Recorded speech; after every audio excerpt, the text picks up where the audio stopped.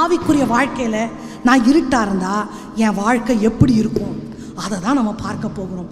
இப்போது கண்ணானது சரீரத்தின் விளக்காக இருக்கிறது அப்படின்னு வசனம் இருக்கு இல்லையா? இந்த சரீரத்துக்கு விளக்கு எதான், லைட்டு எதான்? கண். அப்போது இந்த கண் கெட்டதாக இருந்தால் சரீரம் முழுவதும் கெட்டதாக இருக்கும். இந்த கண்ணை, இந்த விளக்கு அணைஞ்சிருச்சுன்னா அவ்வளோதான். இப்போது இந்த லைட் தெரியுதா? கண்ணை மூடிருந்தா கண்டிப்பாக இருட்டாயிடும். அப்போது உடம்புக்கு லைட்டு எது தான்? கண்ணு, அக்கார்டிங் டு தி பைபிள். அப்போது இந்த கண்ணுக்கும் இருட்டுக்கும் என்ன சம்பந்தம்? இந்த கண்களை மூடுனா இருட்டாயிடுது இல்லையா? அப்போது இதுக்கு ரெண்டுத்துக்கும் வேதத்தில் ஒரு 3 காரியங்களை நான் முன்னுதாரணம் காட்ட விரும்புகிறேன். அதற்கான வசனங்களை நம்ம அதுக்கப்புறம் படிக்கலாம். முதலாவது என்னன்னா, கண்ணு எப்போல்லாம் இருளடையுதுன்னா, ஒன்று நம்ம தூங்கும்போது, க்ளோஸ் பண்ணி தூங்குறோம் இல்லையா, அப்போ கண்கள் இருளடைகிறது. ரெண்டாவது, கண்கள் குருடாக்கப்படும் பொழுது இருளடைகிறது. கண்கள் குருடாக்கப்படும் பொழுது, நான் எல்லாமே ஸ்பிரிச்சுவலில் தான் சொல்ல போகிறேன், ஃபிசிக்கலாகவும் நீங்கள் திங்க் பண்ணிக்கலாம், you can compare. Okay, first நான் சொல்கிறேன், கண்கள் தூங்கும் பொழுது இருளடைகிறது, குருடாக்கப்படும் பொழுது இருளடைகிறது.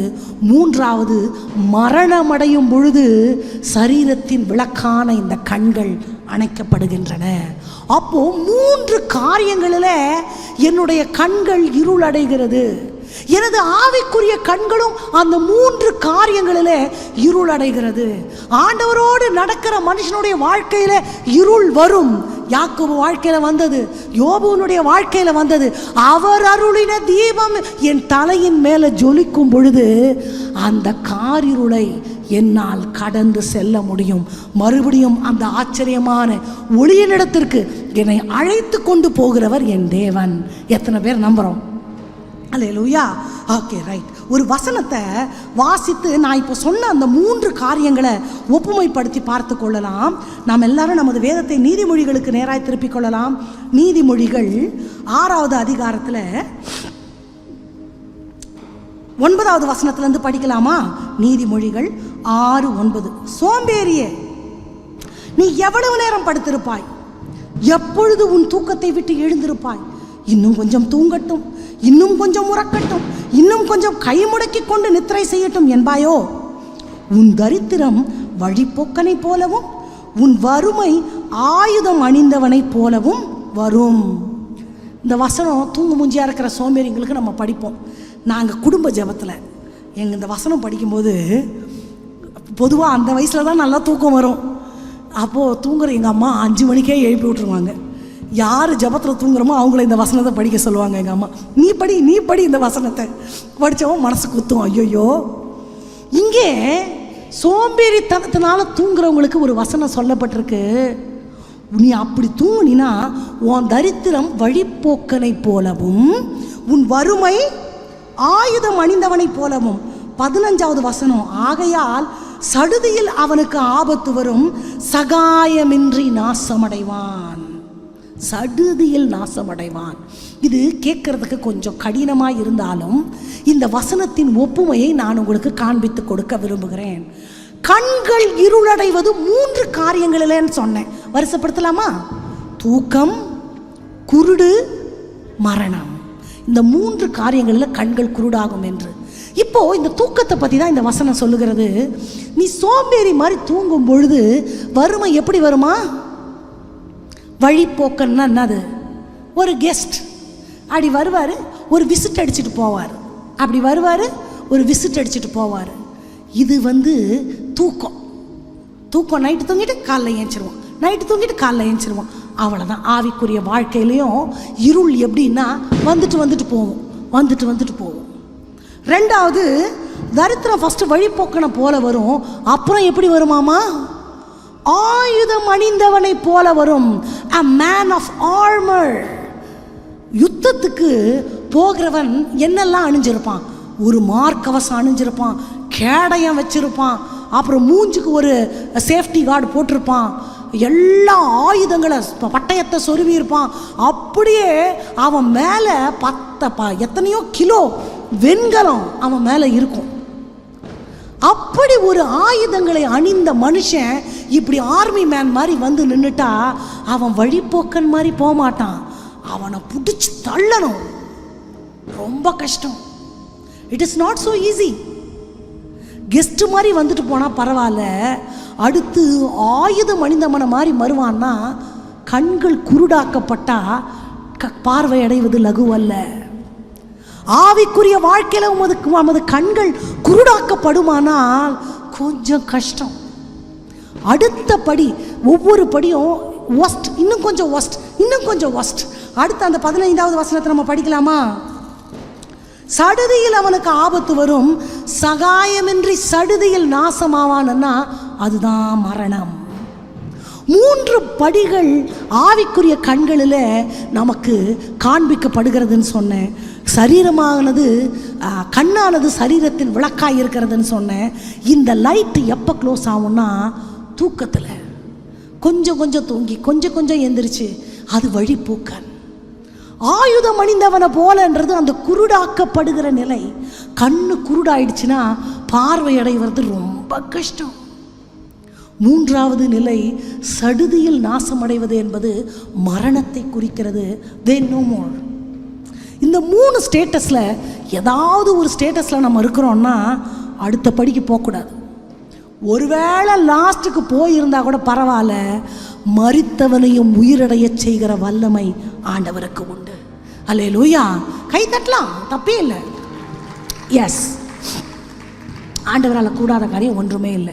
இதை நான் உலக பிரகாரமான பார்வையை விட ஆவிக்குரிய பார்வையிலே உங்களுக்கு காண்பிக்க விரும்புகிறேன். அப்போது முதல் நான் என்ன சொன்னேன்? தூக்கம். இந்த தூக்கம் இதற்கு நல்ல ஒரு உதாரணத்தை யாருக்கு சொல்லலாம்னா யோனாக்கு. யோனாக்கும் ஆண்டவருக்கும் நிறைய சம்மந்தம் இருக்கிறது. யோனாவும் கப்பலில் தூங்கினார், இயேசுவும் கப்பலில் தூங்கினார். ஆமாவா? இயேசு தூங்கினார்ன்றதை விட தூங்குற மாதிரி நடித்தாருன்னு நான் சொல்லுவேன். ஏன்? காற்றும் கடலும் அந்த அவர் பாட்டுக்கு தூங்குறாரு. அவ்வளோ சத்தம் கேட்டிருக்கமே, எப்படி அவரால் எந்திரிக்க முடியல? தூங்குறவங்கள கூட எழுப்பலாம், தூங்குற மாதிரி நடிக்கிறவங்கள எழுப்பவே முடியாது. உங்கள் வாழ்க்கையில் ஆண்டவர் தூங்குறாருன்னு நினைக்காதீங்க. அவர் தூங்குற மாதிரி நடிக்கிறார். அப்போ தான் என் விசுவாசம் வளரும், அப்போ தான் நான் கொஞ்சம் கத்துவேன், அப்போ தான் எழுந்திருக்க ஆண்டவரே, இனி எழுந்திருக்க ஆண்டவரே, உன் சத்தம் நல்லா இருக்குது ரூபவதியே, நல்லா கூப்பிடு சொல்கிறாருல்ல. ஐயோ, உன் வாய்ஸ் எவ்வளோ ஸ்வீட்டாக இருக்குது தெரியுமா, நீ நல்லா கூப்பிடு, அப்போ தான் நான் எந்திரிப்பேன். என் வாழ்க்கையில் ஆண்டவர் தூங்கலை.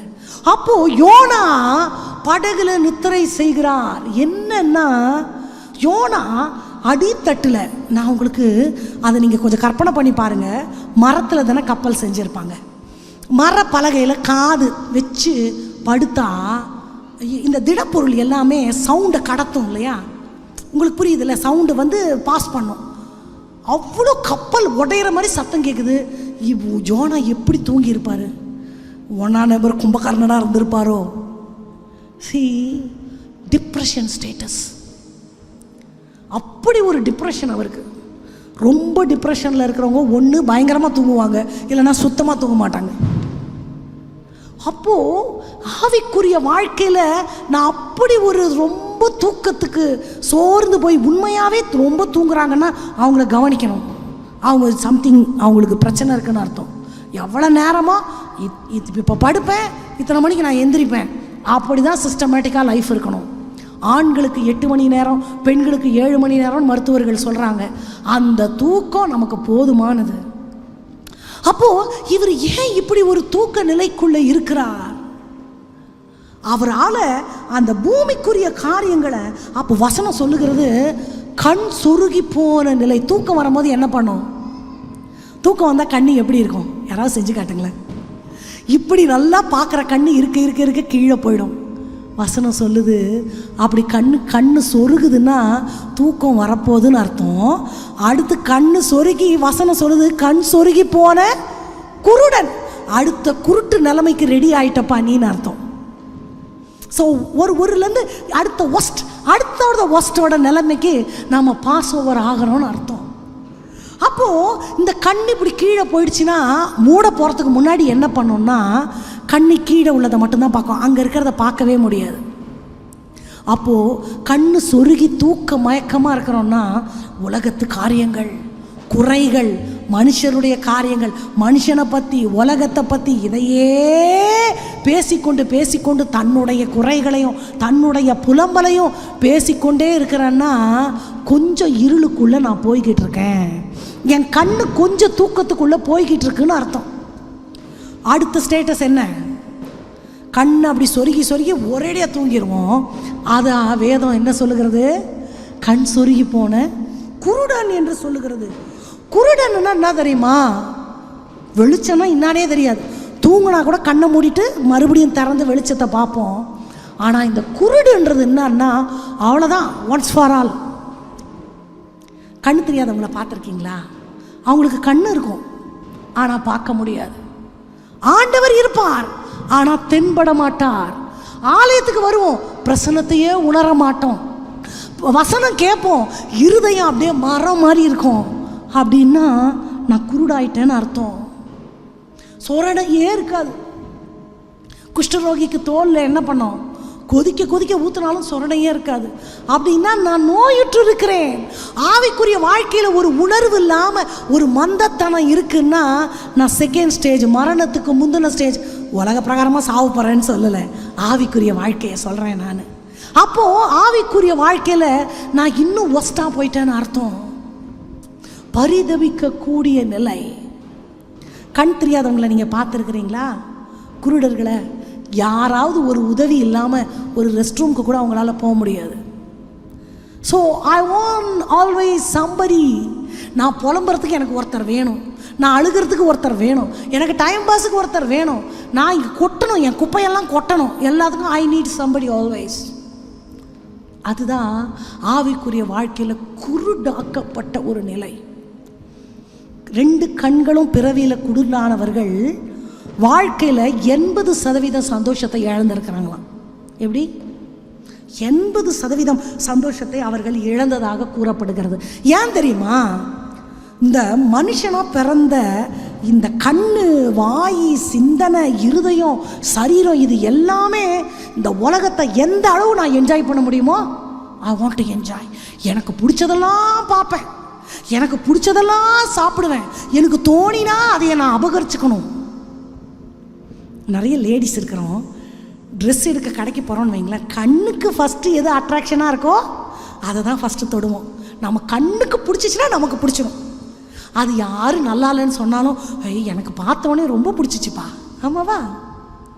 ஏதேன் தோட்டத்தில் அந்த பழம் எப்படி இருந்துச்சான்? பார்வைக்கு இன்பமும், 2வது தான் புசிப்புக்கு நலமும். ஃபஸ்ட்டு எதுக்கு தான்? ஃபஸ்ட்டு ப்ரிஃபரன்ஸ் கண்ணுக்கு தான். இந்த கண்ணு அப்படியே தேடும், அப்படியே எந்த கலர் அழகாக இருக்குது, எந்த கலர் அப்படியே கண்ணை பறிக்குது, அப்படி தேடும் அந்த கண்ணு. அதுக்கு சாப்பாடு வேணும். ஸோ அவ்வளோ டேஸ்டான பழம், இருதயத்தை பூரிப்பாக்கும், சிந்தைகளை தெளிய வைக்கும். ஆனால் நல்ல ருசி கூட இல்லை. ஃபஸ்ட்டு மார்க் போட்டு அப்ரூவ் பண்ணுறது எது தான்? பார்வைக்கு இன்பமும் புசிப்புக்கு நலமும் 2வது தான். ஸோ இந்த கண்ணுக்கு தான் ஃபஸ்ட்டு ப்ரிஃபரன்ஸ். எங்கள் ஜோச்சு இருக்கான்ல, பேச தெரியாத குழந்தை, அப்போது யாரோ செரி பழம் வாங்கிட்டு வந்தாங்க. இந்த ஸ்ட்ராபெரி நீங்கள் பார்த்துருப்பீங்க. நான் வாழைப்பழமும் இருக்குது, ஸ்ட்ராபெரியும் இருக்குது. அந்த ஸ்ட்ராபெரி அப்படியே அள்ளி சாப்பிடுது. இப்படி நான் அதுக்கு முன்னாடி ஸ்ட்ராபெரி சாப்பிட்டதே இல்லை. இவன் என்ன இப்படி சாப்பிட்றானே, இந்த பழம் ரொம்ப டேஸ்ட்டாக இருக்கும்னு எடுத்து வாயில் வச்சா ஒரே புளிப்பு. அதை விட ரொம்ப இனிப்பாக ஒரு கொட்டை கூட இல்லாமல் வாழைப்பழம் இருக்குது. அந்த வாழைப்பழம் மஞ்சள் கலரில் லாரி லைட்டு மாதிரி இருக்கிறதுனால மதிக்கவே இல்லை அவன். ஸோ அவ்வளோண்டு குழந்தைக்கு கூட கண்ணுக்கு அட்ராக்ஷன் தேவைப்படுது. ஏன்னா செர்ரி பழம் நல்ல அழகான கலர், அப்படி ரெட்டாக குட்டி குட்டியாக டைனியாக இருக்கவும் அது பிஞ்சுக்கல் எடுத்து இன்னைக்கு வரைக்கும் அவனுக்கு ஸ்ட்ராபெரி தான் பிடிக்கும். அது என்னத்தான் நல்லா இருக்குது, புளியாங்கா மாதிரி புளிக்குது எனக்கு. அவன் அப்படி சாப்பிடுவான். அப்போ என்னென்னா கண்ணுக்கு பிடிச்சிருச்சுன்னா எனக்கு பிடிக்குது. அப்போது அவ்வளோ ஆவிக்குரிய ஆசீர்வாதங்கள். நீங்கள் நினச்சி பாருங்கள், இந்த கண்ணுக்கு விருந்து கொடுக்கறதுக்கு ஆண்டவர் எவ்வளோ வெரைட்டி கலர் படைச்சிருக்கிறார். கண் இல்லாதவங்கள நினைப்பேன் நான், அவங்களால இந்த நிறங்களை ரசிக்க முடியாது இல்லையா? கலரில் எத்தனை வெரைட்டி. இந்த கண்கள் அத்தனையும் அப்சர்வ் பண்ணுது. இந்த மொபைலில் இருக்கிற மெகா பிக்சல் எல்லாம் என்ன, என் கண் அளவுக்கு எதுவுமே கிடையாது. அப்படி ஆண்டவர் படைத்திருக்கிறார். ஆவிக்குரிய ஆசீர்வாதங்கள் அவ்வளவு வைத்திருக்கிறார். எதையுமே காண முடியாதபடி ஆவிக்குரிய கண்கள் குருடாக்கப்படுமானால் அந்த ஆசீர்வாதங்களுக்கு நாம் தூரமாவோம். கண்ணில் பார்க்கறதுக்கு யாருக்காவது காசு கொடுக்குறோமா? Window shopping கேள்விப்பட்டிருக்கிறோமா? காசே கொடுக்க வேண்டாம், கண்ணு அதுவே போதும். இந்த கண்ணு அவ்வளோ ஆசை.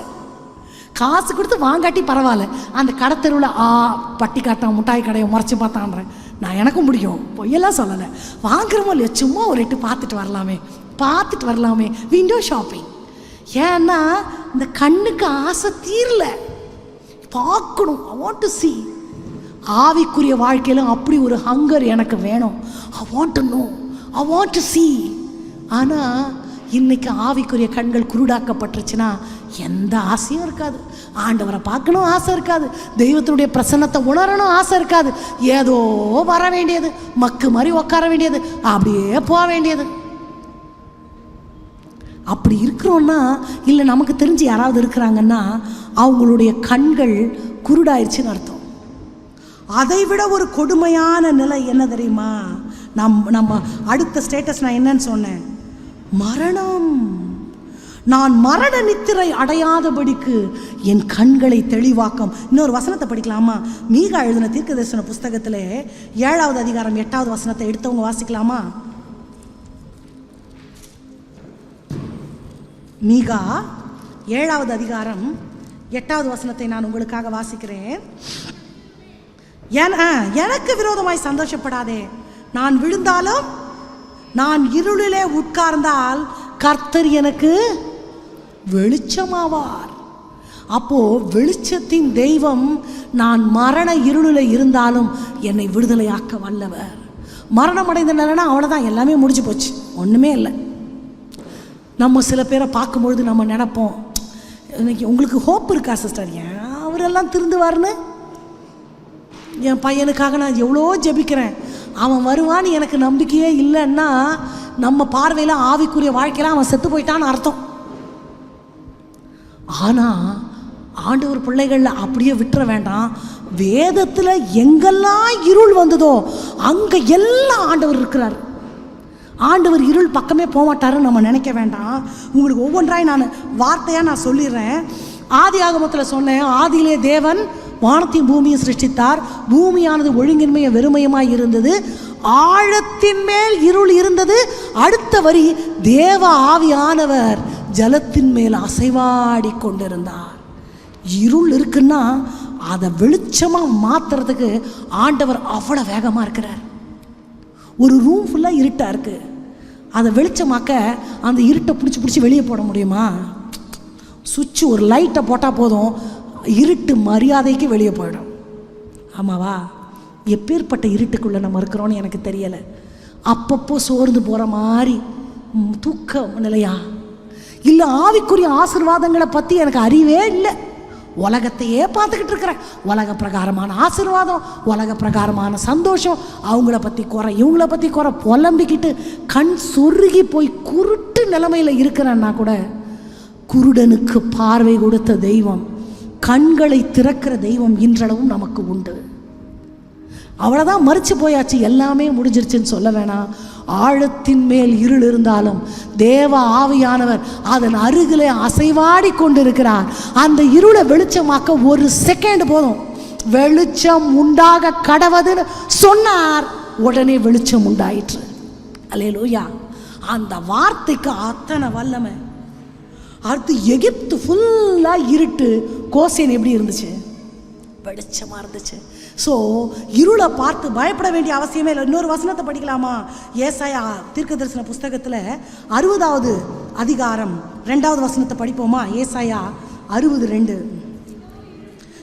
இதோ இருள் பூமியையும் காரிருள் ஜனங்களையும் மூடும், ஆனாலும் உன்மேல் கர்த்தர் உதிப்பார். இருள் பூமியை மூடி காரிருள் ஜனங்களை மூடும், அடுத்த வரி கர்த்தர் உதிப்பார். இன்னொரு வசனத்தை படிக்கலாமா? 1 யோவான் 2:8 டக்குன்னு படிப்போமா? 1 யோவான் 2வது அதிகாரம் 8வது வசனம். இதோ 1 யோவான் 2:8. மேலும் நான் புதிய கற்பனையை உங்களுக்கு எழுதுகிறேன். ஏனென்றால் இருள் நீங்கி போகிறது, மெய்யான ஒளி இப்பொழுது பிரகாசிக்கிறது. Hallelujah. That's what all about. இருள், எப்பேற்பட்ட இருள், கொஞ்சமா வழிபோக்கன் மாதிரி என் வாழ்க்கையில் வந்திருக்குதா? ஆயுதம் அணிந்தவனை போல அசைக்க முடியாதபடி வந்திருக்குதா? சடுதியாய் மரணத்துக்கு ஏதுவாய் என் வாழ்க்கையில் வந்திருந்துக்குமானால், எந்த சூழ்நிலையில் இருந்தாலும் அடிக்கடி நான் சோர்ந்து போகிறேன்னா நான் ஃபஸ்ட்டில் தான் இருக்கிறேன். கூடிய சீக்கிரம் எப்பொழுது தூங்குகிற நீ விழித்து, ஆண்டோடைய வார்த்தை சொல்லுது இல்லையா, அது மேலே விழிக்க வேண்டும். ஒருவரும் கிரியை செய்யக்கூடாத ராக்காலம் வரும்னு ஆண்டவர் சொல்கிறார். மறுபடியும் வரலாம். யோபு இருளுக்குள்ள கடந்து போனார், யாக்கோபு இருளுக்குள்ள கடந்து போனார்.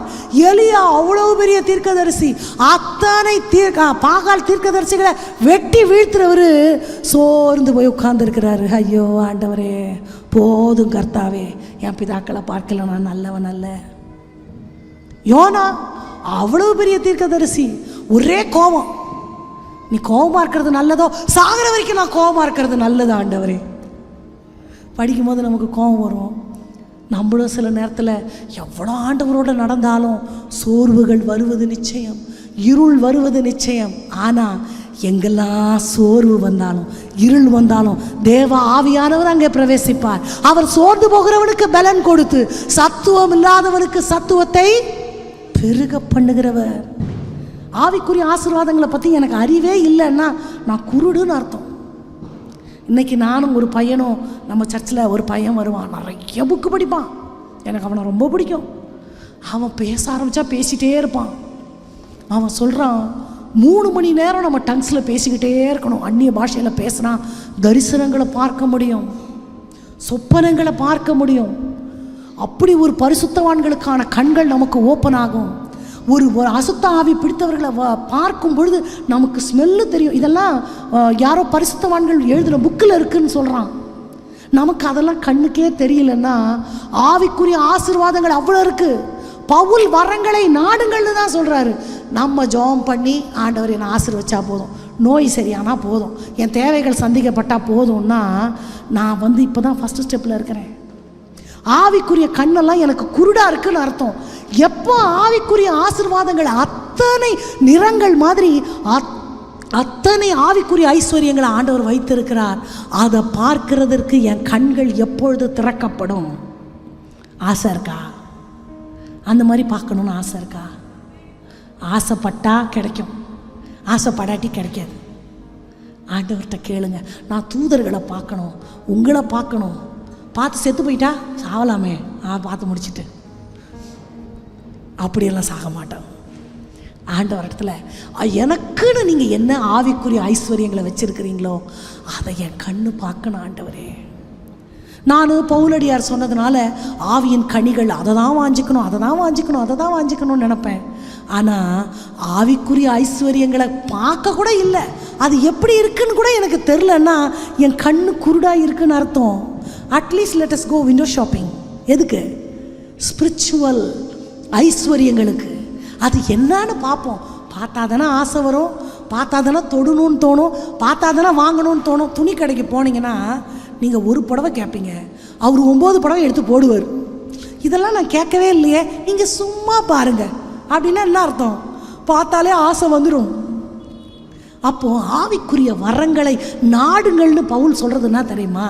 கண்ணை திறந்து அதெல்லாம் என்ன, what is that, let us see. எனக்கு வேணுமா வேண்டாமான்றது செகண்டரி. நான் பார்க்குறேன். முதல்ல பார்த்தா தானே ஆசை வரும். நான் பார்க்கவே மாட்டேன், எனக்கு இந்த உலகமே போதும், உலகத்தினுடைய ஐஸ்வர்யம் போதும்னு கண்ணு சொருகிக்குச்சுன்னா நான் குருடு. ஸோ கண்களை ஆண்டவர் திறக்கும்படி நம்ம ஜெபிக்கலாமா? நம்ம நிறைய பேர் விசுவாசிகளாக தான் இருக்கிறோம். நம்ம தேவையெல்லாம் என்ன? எனக்கு என் ஜெபத்துக்கு ஆண்டவர் பதில் கொடுத்தா போதும்.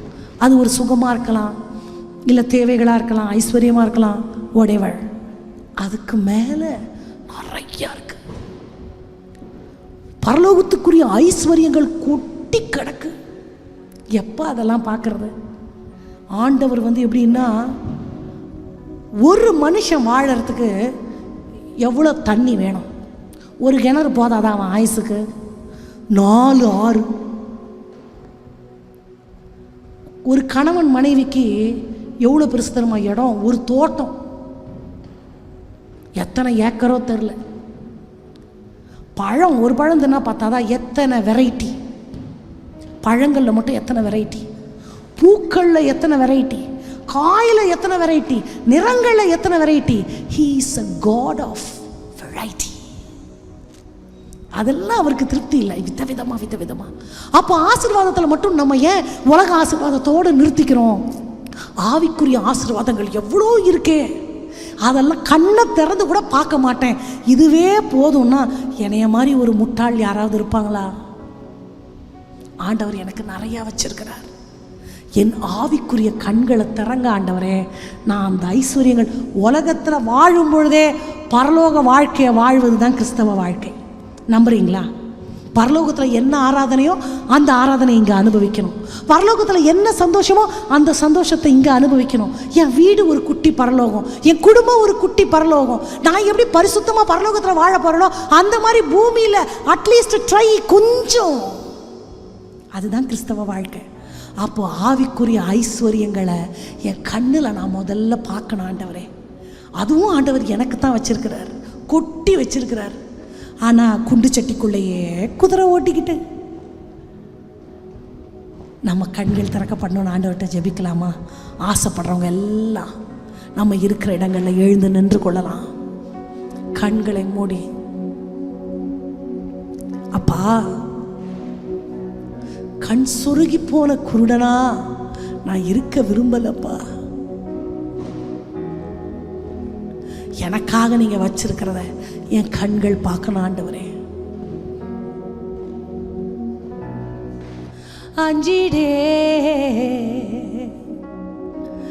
கத்தரை நோக்கிடுவே, அவரே என் ஆதரவே.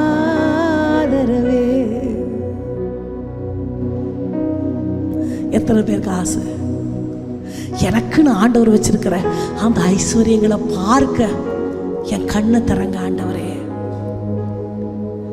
இன்று காலையில் செய்தி கேட்டோம், ஞாயிற்றுக்கிழமை காலையில் என்ன கேட்டோம்? என்ன நோக்கத்துக்காக என்ன படைச்சிங்களோ அந்த நோக்கம் நிறைவேறணும் ஆண்டவரே. இல்லாம போகிற பொருள் மேல என் மனதை நான் பறக்க விட விரும்பல. என்னை ஏதோ ஒரு நோக்கத்திற்காக என் தாயின் கர்ப்பத்துல நீங்க தெரிஞ்சீங்க. உலக ஐஸ்வர்யத்தை மட்டும் சேர்த்து கொண்டு நான் என்ன பண்ண போறேன்? அது என் கூட வரப்போறது இல்லை. ஆவிக்குரிய வாழ்க்கையில எனக்கு நீங்க என்ன வச்சிருக்கிறீங்க?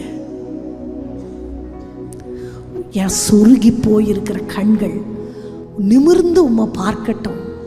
ஒத்தாசை வரும் பர்வதங்களை பார்க்கணும்னா கண்ணு சொருகி இருந்தால் பார்க்க முடியாது. இமைகள் மேல் நோக்கி எழும்பி அந்த விழிகள் திறக்கப்பட்டால்தான் ஒத்தாசை தருகிற கண்மலையை பார்க்க முடியும். கண்களை ரெடுப்பே, கண்களை ஏறெடுப்பே, ஆல்வா ஓமேகா என் தேவனே, கண்களை ஏறெடுப்பே. அஞ்சிடே கர்த்தரை நோக்கிடுவேன், அவரே என் ஆதரவே.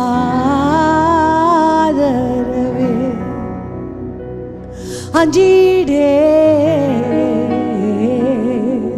கர்த்தரை நோக்கிடுவேன், அவரே என் ஆதரவே. கண்களை ஏறெடுப்பேன், ஏறெடுப்பேன், கண்களை நான் ஏறெடுப்பேன். ஆல்வா ஓமேகா என் தேவனே,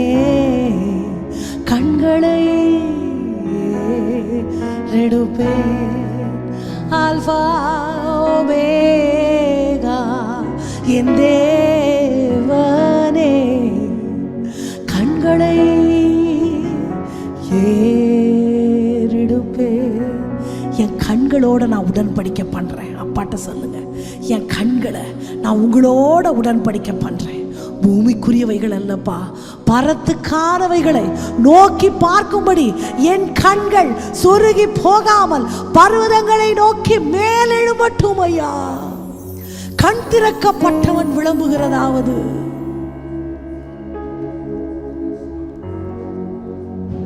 ஒரு நிமிடம் கண்களை திறந்து எல்லாரும் என்ன பார்க்கலாமா? இஸ்ரவேல் ஜனங்களை ஆசீர்வதிக்கிறது தான் ஆண்டவருக்கு பிரியம். இஸ்ரவேல் ஜனங்கள் வாழ்ந்து சுகித்திருக்க வேண்டும் என்பது ஆண்டவருடைய திட்டம். ஆனா ஒரு ராஜா என்ன பண்றான்? சபிக்கிறதுக்காக கூலி பொருத்தி பீலையாம அழைத்து கொண்டு போகிறான். ஒரு தடவை ஆண்டவர்கிட்ட கேட்கிறாரு, ஆண்டவர் முடியாது சொல்றாரு. திரும்ப திரும்ப போய் கேட்டவனே, போ, என்ன சபிக்கலாம், நீ உருப்பட மாட்ட, ஒண்ணும் இல்லாம போயிருவ, என்னெல்லாம் வார்த்தை. போய் அங்க நிக்கிறாரு. அப்போ என்ன சொல்லுவார் தெரியுமா? யாக்கோவே உன் கூடாரங்கள், இஸ்ரவேலே உன் வாசத்தலங்கள் எவ்வளவு அழகாய் இருக்கிறது. அவைகள் பரவி போகிற ஆறுகளை போல, நதியோரங்களில் உள்ள தோட்டத்தை போல, கர்த்தர் நாட்டின சந்தன விருட்சத்தை போல. அப்பா, வார்த்தை பிரவாகமா வந்துகிட்டே இருக்கும். ஏய் ஏய் ஏய், நிறுத்து நிறுத்து. உன்னைய எதுக்காக நான் கொண்டு வந்தேன்? சபிக்கிறதுக்கு. நீ என்ன பண்ணிக்கிட்டு இருக்கிற? ஆசீர்வதிச்சிட்டு இருக்கிற. ஆசீர்வதிக்கிறதுக்கு முன்னாடி ஒரு வார்த்தை சொல்வாரு, கண் திறக்கப்பட்டவன் விளம்புகிறதாவது. கண்கள் மூடி இருக்கும் பொழுது உலகத்திற்கான கூலியும் உலகத்திற்கான சாபங்களும் உலக மனுஷனுடைய அந்த இச்சைகளுக்கு நேராய் போகிற காரியங்கள் அவருக்கு முன்பாக வந்தது. அங்க போய் நிக்கிற வரைக்கும் கண்ணு குருடு இருக்கு. கண்ணு ஆவிக்குரிய கண் திறக்கப்பட்ட உடனே ஞான கண்ணும் திறந்துருச்சு. நான் சபிக்க அழைக்கப்படலை, ஆசீர்வதிக்க அழைக்கப்பட்டிருக்கிறேன். துதித்தலும் சபித்தலும் ஒரே நாவிலிருந்து புறப்படவே முடியாது. ஆண்டவர் என்னை அழைத்த நோக்கம் அதுவே அல்ல. இஸ்ரவேலை ஆசீர்வதிப்பது கர்த்தருடைய பிரியம். ஆண்டவருக்கு எது இஷ்டமோ அதை மட்டும்தான் நான் செய்வேன்னு கண்கள் திறக்கப்பட்டுச்சு. ப்ரிப்பேர் பண்ணதெல்லாம் மறந்துட்டாரு. அப்படியே கடல் மடை திறந்த வெள்ளம் போல வார்த்தைகள், ஆசீர்வாதமான வார்த்தைகள் ஊற்றெடுத்து பாய்கிறது. என் கண்கள் திறக்கப்படுமானால் இந்த உலகத்திற்குரியவைகள் அல்ல, பரத்திற்குரியவைகளை நான் நோக்குவேன். ஆசைப்பட்டவங்க எல்லாம் ஜெபிக்கலாமா? எங்களால முடியாதுப்பா, உம்மால எல்லாம் ஆகும் ஆண்டவரே. ஒருவேளை அந்த மரண நிலைக்குள்ள நாங்க தள்ளப்பட்டிருக்கோமா எனக்கு தெரியாது. கண்கள் குருடாக்கப்பட்டிருக்கிறோமா எங்களுக்கு தெரியாது. நித்திரை மயக்கத்தில் இருக்கிறோமா எங்களுக்கு தெரியாது. அந்தகார இருளில் இருக்கிற எங்களை ஆச்சரியமான ஒளியினிடத்திற்கு அழைத்து வருகிறவர் நீர்தான் ஆண்டவரே.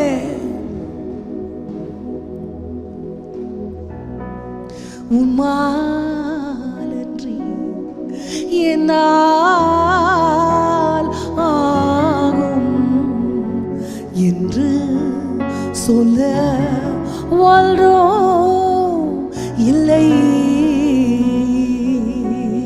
அப்பாட்ட கேளுங்க, என் கண்கள் திறக்கப்படட்டும் ஆண்டவரே, இன்னும் என் கண்கள் திறக்கப்படட்டும் ஆண்டவரே.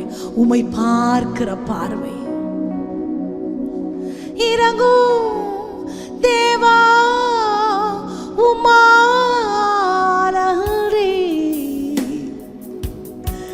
எந்தன் ஓட்டமும் விருப்பமும் வீணே. ஒரே ஒரு சேப்பாவை பார்த்து கரங்களை உயர்த்தி, உம்மால் அன்றி என்னால் ஆகும் என்று சொல்ல வரோம் இல்லை. கடைசியா ஒரே ஒரு சேப்பாவை பார்த்து, உம்மாலன்றி என்னால் ஆகும் என்று சொல்ல வரோம் இல்லை.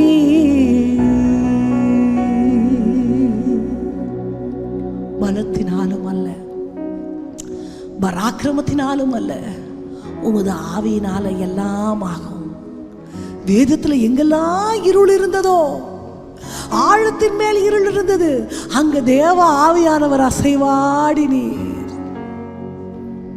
அந்தகார இருளில் இருக்கிற ஜனங்களை ஆச்சரியமான ஒளியினிடத்திற்கு நீர் அழைத்து வந்தீர். காரிருள் ஜனங்களை மூடும், அங்கே ஆவியானவர் நீர் அவர்களை வெளிச்சத்தினிடத்திற்கு அழைத்து கொள்ளும்படி நீர் நிற்கிறீர். நாங்க மரண இருளின் பள்ளத்தாக்கில் நடந்தாலும் பொல்லாப்புக்கு பயப்படும். தேவரீர் எங்களோடு கூட இருக்கிறீர் ஐயா. எங்க இயலாமைகளில் உமது கரம் நீட்டப்படுகிறபடினால நன்றி. ஓங்கிய உமது புயம் அப்பா, சுற்றிலும் பர்வதங்கள் புகை சூளை எழும்பும் போதும் உமது கரம் எங்களை நீட்டி கைதூக்கி எடுக்க வல்லதென்று வாசிக்கிறோம் ஐயா. உமது கண்கள் எங்கள் மேல் நோக்கமாக இருக்கிறது. நீர் அருளின தீபம் எங்க தலையின் மேல் ஜொலிக்கட்டும்.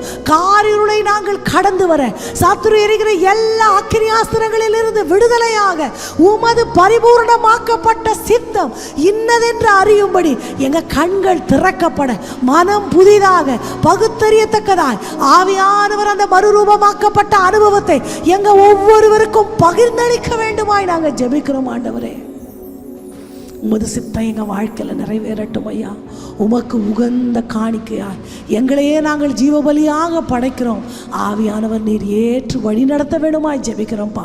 உமது கிருபை எங்களை தாங்கட்டும் என்று ஜெபிக்கிறேன். இந்த நாளில் வந்த பிள்ளைகள் ஒவ்வொருவருக்காக வருகிறேன் அப்பா. ரட்சிப்புக்குள்ள வராத தனது குடும்ப மக்களை இந்த வசன நேரத்தில் யாரெல்லாம் நினைத்தார்களோ, என் மகன்தான் மரித்திருக்கிறான், என் மகன்தான் கண்கள் குருடாக்கப்பட்டிருக்கிறான், என் மகன்தான் உலகத்துக்குள்ள இருக்கிறான், என் கணவர் என் மனைவி யாரை நினைச்சாங்களோ அப்போ இப்போ அந்த ரட்சிப்பின் கரம், ஒருவரையும் ரட்சிக்க கூடாதபடி உமது கரம் குறுகி போகவில்லையே, அந்த கரம் அந்த பிள்ளைகளுக்கு நேராய் நீட்டப்படட்டும் என்று நான் ஜெபிக்கிறேன்ப்பா. எங்க கண்கள் திறக்கப்படட்டும் ஐயா. ஒத்தாசை வரும் பர்வதங்களுக்கு நேராய் எங்க கண்கள் உயர்த்தப்படட்டும் ஐயா. பெரிய காரியங்களை செய்யுங்கப்பா. ஒருவரும் கிரிய செய்யக்கூடாத ராக்காலம் வருகிறது. ஒளியின் பிள்ளைகளாய் அநேகரை உமக்கு வழி நடத்துக, உமக்கு நேராய் வழி நடத்துகிற கலங்கரை தீபங்களாய் நீர் எங்களை ஒவ்வொருவரையும் பிரகாசிக்க செய்ய வேண்டுமாய் ஜெபிக்கிறோம்ப்பா. ராஜாதி ராஜாவுடைய வழியில் என்றேக்கும் நிலைத்திருக்க நீர் எங்களுக்கு கிருபை பாராட்டுங்க. வந்த பிள்ளைகள் ஒவ்வொருடைய வாழ்க்கையில் நீங்கள் கடந்து வாங்க. எங்கெல்லாம் இருள் இருக்கிறதோ அவைகள் வெளிச்சமாகட்டும். வெளிச்சம் உங்கள்கிட்ட கடவுதுன்னு சொன்னவனே முழு பூமியில் வெளிச்சம் உண்டாயிற்றே. நீதியின் சூரியனா எங்கள் வாழ்க்கையில் நீங்கள் உதயமாக வேண்டும் என்று ஜெபிக்கிறேன். தெய்வத்தின் திருக்கரங்களில் ஒப்பு கொடுக்கிறோம். வந்த யாவரோடும் நீர் பிரசன்னமாக வேணுமாய் ஜெபிக்கிறோம். இயேசுவின் நாமத்தில் ஜெபத்தை ஏறெடுக்கிறோம் எங்கள் நல்ல தகப்பனே. ஆமேன், ஆமேன். என் ஆத்துமாவே கர்த்தரை ஸ்தோத்திரி, என் முழு உள்ளமே அவருடைய பரிசுத்த நாமத்தை ஸ்தோத்திரி. என் ஆத்துமாவே கர்த்தரை ஸ்தோத்திரி, கர்த்தர் செய்த சகல உபகாரங்களையும் மறவாதே. ஆமேன், ஆமேன். கர்த்தர் நம்ம யாவரையும் ஆசீர்வதிப்பார். தொடர்ந்து உங்கள் ஜெபங்களில் பாஸ்டருக்காக, அடியாளுக்காக, ஊழியங்களுக்காக ஜெபித்துக் கொள்ளுங்கள். கர்த்தர் உங்கள் மேல் வெளிச்சமாய் உதயமாவார். God bless you.